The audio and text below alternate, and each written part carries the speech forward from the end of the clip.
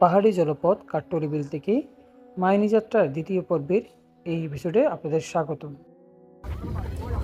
কাঠ্টলিবিল থেকে যাত্রী নামিয়ে এখন আমরা মাইনির পথে আবার যাত্রা শুরু করলাম।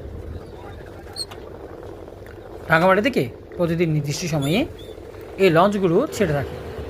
প্রতিদিন 3 থেকে 4টি লঞ্চ মাইনির উদ্দেশ্যে যাত্রা করে এবং মাইনি থেকে রাঙামাটির উদ্দেশ্যে ফেরত আসে।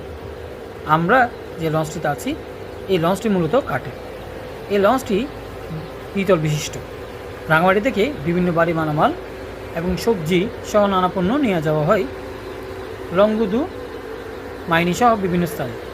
এই ভারী মালামালগুলো নিচে রাখা হয় এবং এর পাশে রয়েছে ইঞ্জিন রুম এবং সাথে একটি ছোট চায়ের দোকান রয়েছে, যেখানে যাত্রীরা চা এবং হালকা নাস্তা করে থাকে। অসংখ্য যাত্রী রয়েছে এই নিচের কম্পার্টমেন্টে এবং দূরে দেখা যাচ্ছে কাপ্তাই হ্রদের বিশাল সৌন্দর্য।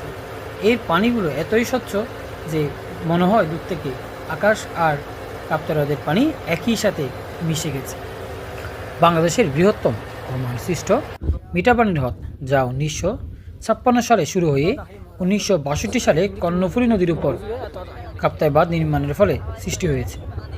জলবিদ্যুৎ উৎপাদনের লক্ষ্যে নির্মিত এই কাপ্তাই হ্রদের ফলে রাঙামাটির 64,000 একর কৃষি জমি ও চাকমা রাজবাড়ি সহ বিস্তীর্ণ এলাকা ডুবে যায়, যার ফলে প্রায় 1 লক্ষ মানুষ বাস্তুচ্যুত হয়।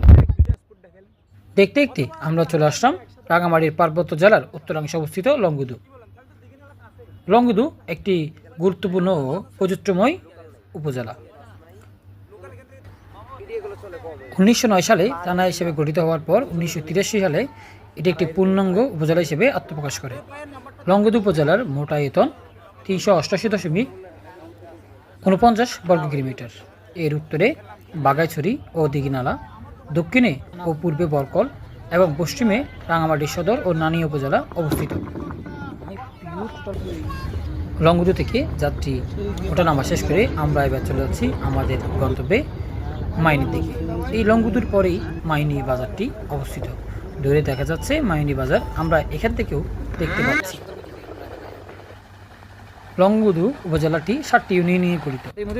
তার মধ্যে একটি হচ্ছে মাইনিমি। মাইনিমি ব্যবসা বাণিজ্যের জন্য বেশ জমজমাট এবং প্রসিদ্ধ। মাইনি বাজার একটি স্থানীয় ও গুরুত্বপূর্ণ বাজার, যা এই অঞ্চলের অন্যতম বৃহত্তম বাণিজ্যিক কেন্দ্র।